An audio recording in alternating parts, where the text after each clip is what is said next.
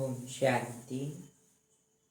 आज 3 अप्रैल 2025 की पिता मुरली है। बाबा ने कहा, मीठे बच्चे, तुम्हारा यह नया झाड़ बहुत मीठा है। इस मीठे झाड़ को ही कीड़े लगते हैं। कीड़ों को समाप्त करने की दवाई है मन मना भाव। बाबा ने कहा, तुम्हारा यह झाड़ बहुत मीठा है। इस मीठे झाड़ को ही कीड़े लगते हैं। कीड़ों को समाप्त करने की दवाई मन मना भाव। प्रश्न है, पास विद ऑनर होने वाले स्टूडेंट की निशानी क्या होगी? उत्तर है, वह सिर्फ एक सब्जेक्ट में नहीं लेकिन सभी सब्जेक्ट पर पूरा ध्यान देंगे। स्थूल सर्विस की भी सब्जेक्ट अच्छी है। बहुतों को सुख मिलता है, इससे भी मार्क्स जमा होती है। लेकिन साथ साथ ज्ञान भी तो चाहिए, चलन भी चाहिए।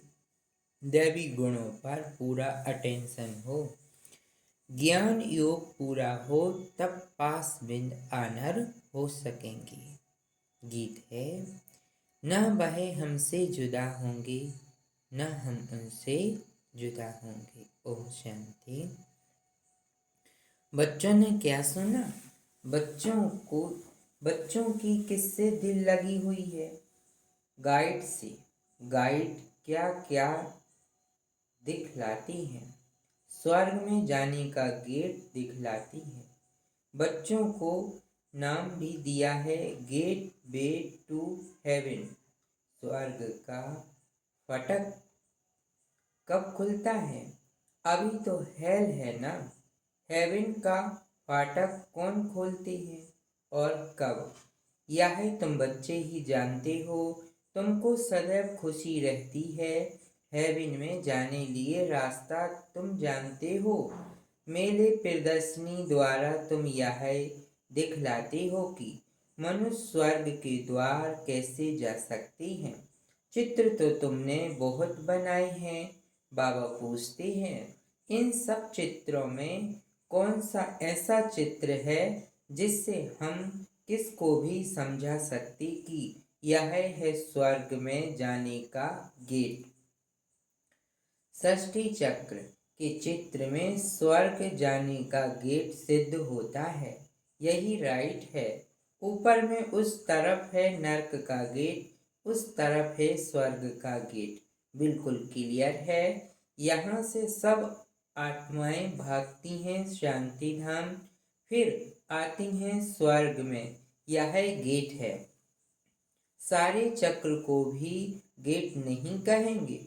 ऊपर में जहाँ संगम दिखाया है वह है पूरा गेट, जिससे आत्माएं निकल जाती हैं, फिर नई दुनिया में आती हैं। बाकी सब शांति धाम में रहती हैं।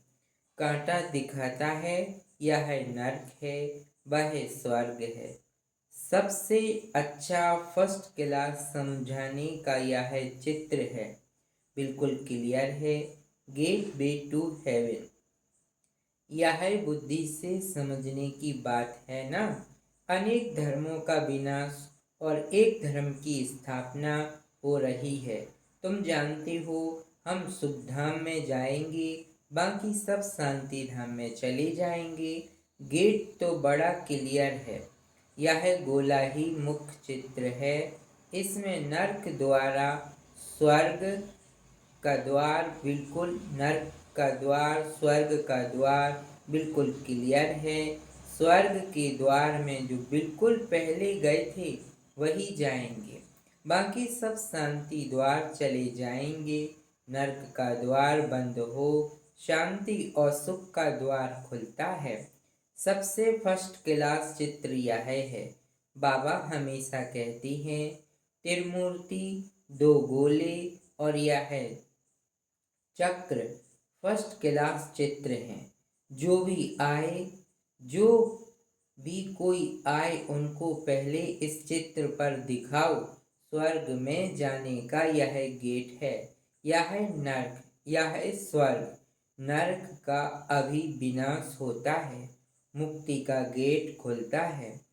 इस समय हम स्वर्ग में जाएंगे, बाकी सब शांति धाम में जाएंगे। कितना सहज है।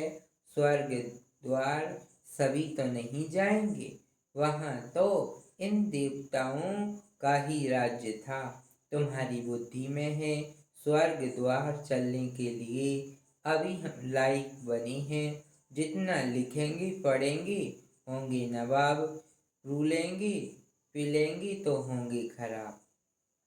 सबसे अच्छा चित्र यह है गोली का है, बुद्धि से समझ सकते हैं हम। एक बार चित्र देखा फिर बुद्धि से काम लिया जाता है। तुम बच्चों को सारा दिन यह ख्यालात चलने चाहिए कि कौन सा चित्र मुख हो जिस पर हम अच्छी रीति समझा सकते हैं। गेट वे टू हेवन, यह अंग्रेजी अक्षर बहुत अच्छा है। अभी तो अनेक भाषाएं हो गई हैं। हिंदी अक्षर हिंदुस्तान से निकला है, हिंदुस्तान अक्षर कोई, इसका असल नाम तो भारत ही है। भारत खंड कहती हैं। यह तो गलियों आदि के नाम बदले जाती हैं, खंड का नाम थोड़ी ही बदला जाता है। महाभारत अक्षर है ना, सब में भारत ही याद आता है। गाते भी हैं भारत हमारा देश है। हिंदू धर्म कहने से भाषा भी हिंदी कर दी है। यह है अनराइटिस। सतयुग में था सच ही सच, सच पहनना, सच खाना, सच बोलना। यहाँ सब झूठ हो गया है। तो यह गेट वे टू हेवन अक्षर बहुत अच्छा है। चलो हम आपको स्वर्ग जाने का गेट बताएं। कितनी भाषाएं हो गई हैं। बाप तुम बच्चों को सदगति की श्रेष्ठ मत देते हैं। बाप की मत के लिए गायन है, उनकी गत मत न्यारी है। तुम बच्चों को कितनी सहज मत देते हैं। भगवान की श्री मत पर ही तुमको चलना है। डॉक्टर की मत पर डॉक्टर बनेंगे, भगवान की मत पर देवी देवता बनना होता है भी भगवान वाच। इसलिए बाबा ने कहा था पहले तो यह सिद्ध करो भगवान किसको कहा जाता है। स्वर्ग के मालिक जरूर भगवान भगवती ही ठहरे।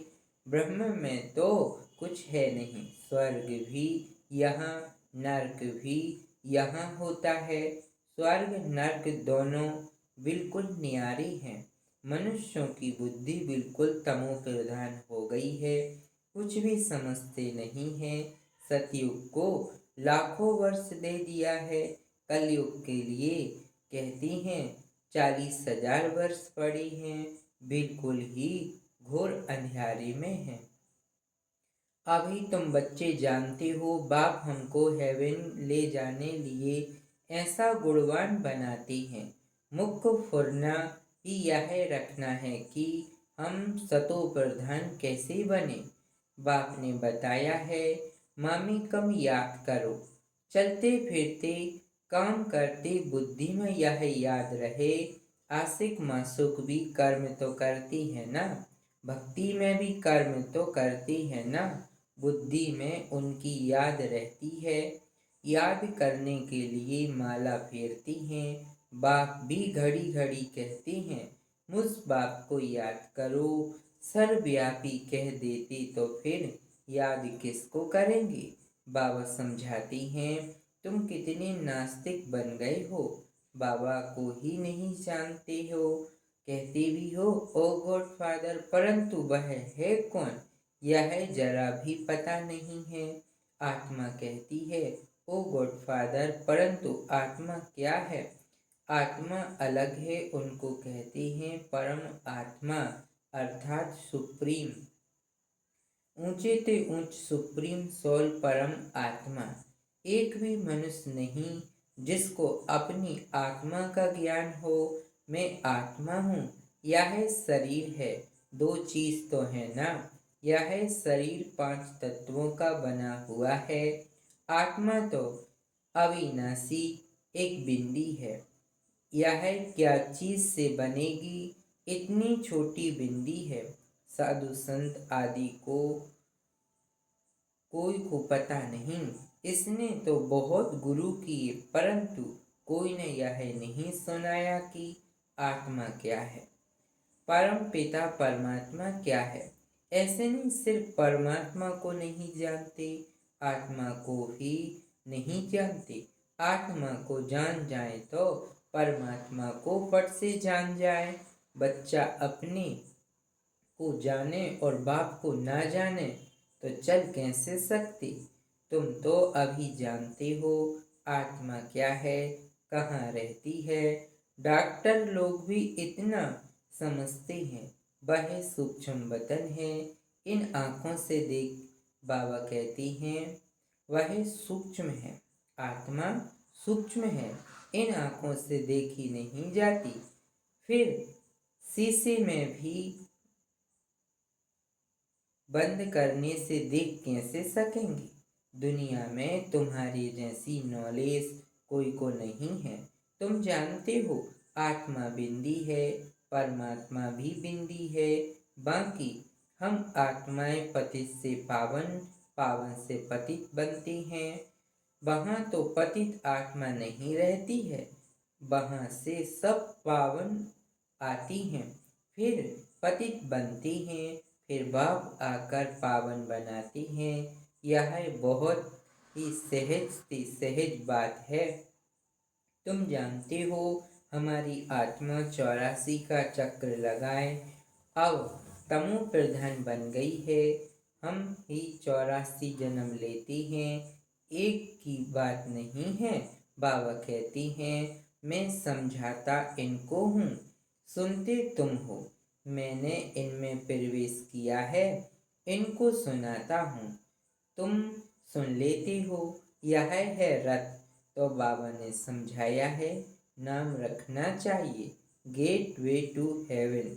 परंतु इसमें भी समझाना पड़े कि सतयुग में जो देवी देवता धर्म था वह अब प्रहलोप है, कोई को पता नहीं है।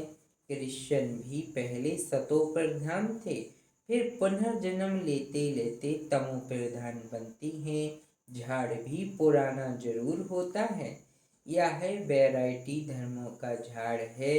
झाड़ के हिसाब से और सब धर्म वाले आते ही पीछे हैं। यह ड्रामा बना बनाया है, ऐसे थोड़ी ही कोई को टर्न मिल जाएगा सतयुग में आने का। नहीं, यह तो अनादि खेल बना हुआ है। सतयुग में एक ही आदि सनातन प्राचीन देवी देवता धर्म था। अब तुम बच्चों की बुद्धि में है कि हम स्वर्ग में जा रहे हैं। आत्मा कहती है हम तमो प्रधान हैं, तो घर कैसे जाएंगे, स्वर्ग में कैसे जाएंगे। उसके लिए सतो प्रधान बनने की युक्ति भी शिव बाबा ने बतलाई है। बाबा कहती हैं, मुझे ही पतित पावन कहती हैं। अपने को आत्मा समझ और बाप को याद करो, भगवान बाच लिखा हुआ है। यह भी सब कहते रहती हैं, क्रास्ट से इतने बस पहले भारत हेवन था, परंतु कैसे बना, फिर कहाँ गया, यह कोई नहीं जानते।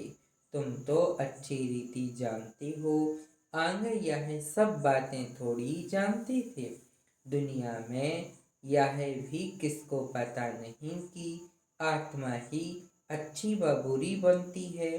सभी आत्माएं बच्चे हैं, बाप को याद करती हैं। बाप सभी का मासूक है, सभी आशिक हैं। अभी तुम बच्चे जानते हो वह मासूक आया हुआ है, बहुत मीठा मासूक है, नहीं तो सभी उनको याद क्यों करते। कोई भी ऐसा मनुष्य नहीं होगा जिसके मुख से परमात्मा का नाम नहीं निकले। सिर्फ जानते नहीं हैं। तुम जानते हो आत्मा अशरीरी है, आत्माओं की भी पूजा होती है ना। हम सो पूज्य थे, वह फिर अपनी ही आत्मा को पूजने लगे। हो सकता है आगे जन्म में ब्राह्मण कुल में जन्म लिया हो। श्रीनाथ को भोग लगता है, खाते तो पुजारी लोग हैं। यह सब है भक्ति मार्ग। तुम बच्चों को समझाना है, स्वर्ग का फाटक खोलने वाला बाप है, परंतु खोलें कैसे, समझावें कैसे।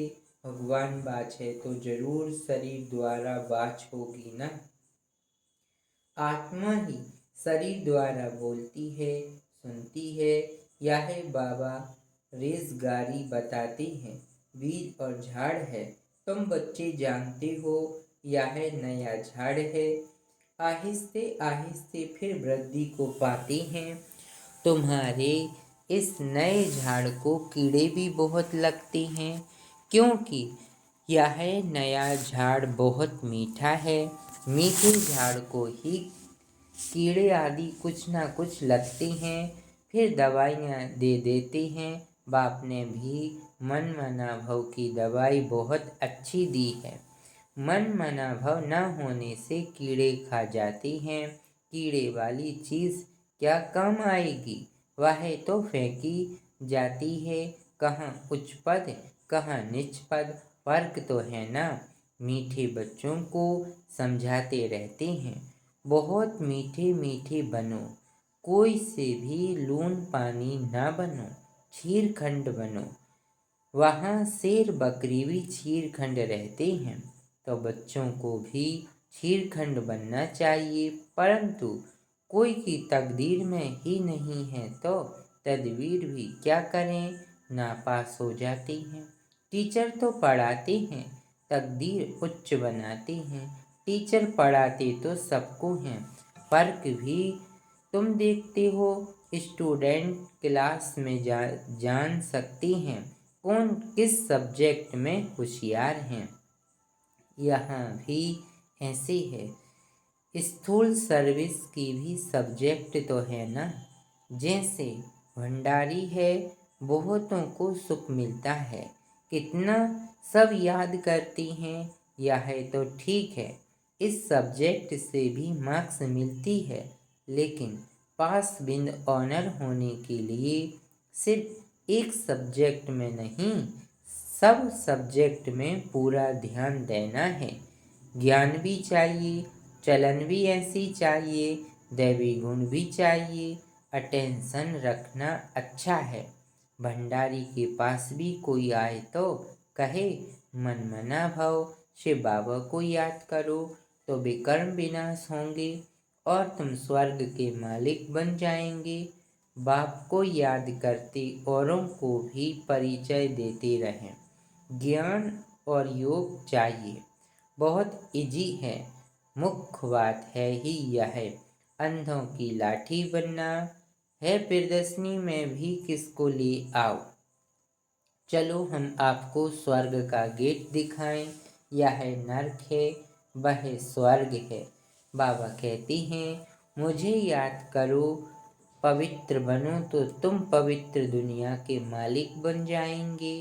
मन मना भाव हुबहू तुमको गीता सुनाती हैं, इसलिए बाबा ने चित्र बनाया है।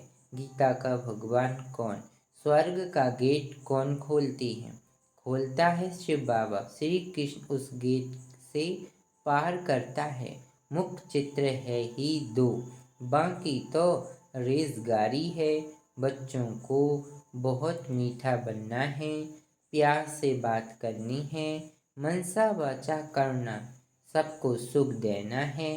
देखो भंडारी सबको खुश करती है तो उनके लिए सौगात भी ले आते हैं। यह भी सब्जेक्ट है ना। सौगात आकर देती हैं, वह कहती है, हम तुमसे क्या लूं, फिर तुम्हारी याद रहेगी। शिव बाबा के भंडारे से मिलेगा तो हमको शिव बाबा की याद रहेगी। अच्छा, मीठे मीठे सिकील दे बच्चों प्रति माता पिता बाप दादा का याद प्यार और गुड मॉर्निंग। रूहानी बाबा की रूहानी बच्चों को नमस्ते। हम रूहानी बच्चों की रूहानी बाप दादा को नमस्ते नमस्ते नमस्ते। शुक्रिया बाबा, शुक्रिया। मुरली का सार है, अपनी उच्च तकदीर बनाने के लिए आपस में बहुत बहुत छीरखंड मीठा होकर रहना है, कभी लून पानी नहीं होना है, सभी सब्जेक्ट पर पूरा अटेंशन देना है। दूसरी पॉइंट, सदगति के लिए बाप की जो श्रेष्ठ मत मिलती है उस पर चलना है और सबको श्रेष्ठ मत ही सुनानी है, स्वर्ग में जाने का रास्ता दिखाना है। वरदान है, हर आत्मा को हिम्मत उल्लास दिलाने वाले रहम दिल विश्व कल्याणकारी भव। हर आत्मा को हिम्मत उल्लास दिलाने वाले रहम दिल विश्व कल्याणकारी भव। कभी भी ब्राह्मण परिवार में किसी कमजोर आत्मा को तुम कमजोर हो ऐसे नहीं कहना। आप रहम दिल विश्व कल्याणकारी बच्चों के मुख से सदैव हर आत्मा के प्रति शुभ बोल निकलने चाहिए। दिल शिकस्त बनाने वाले नहीं, चाहे कोई कितना भी कमजोर हो, उसे इशारा या शिक्षा भी देनी है तो पहले समर्थ बनाकर फिर शिक्षा दो। पहले धरनी पर हिम्मत और उत्साह का हल चलाओ, फिर बीज डालो तो सहज हर बीज का फल निकलेगा। इससे विश्व कल्याण की सेवा तीव्र हो जाएगी। स्लोगन है, बाप की दुआएं लेते हुए सदा भरपूरता का अनुभव करो। बाबा की दुआएं लेते हुए सदा भरपूरता का अनुभव करो। अव्यक्त सारी हैं, कंबाइंड रूप की स्मृति से सदा विजयी बनो। कंबाइंड रूप की स्मृति से सदा विजयी बनो। सदा हर कर्म करते हुए अपने को कर्म योगी आत्मा अनुभव करो। कोई भी कर्म करते हुए याद भूल नहीं सकती। कर्म और योग दोनों कंबाइंड हो जाएं, जैसे कोई जुड़ी हुई चीज़ को अलग नहीं कर सकता, ऐसे कर्म योगी बनो। अच्छा, ओम शांति।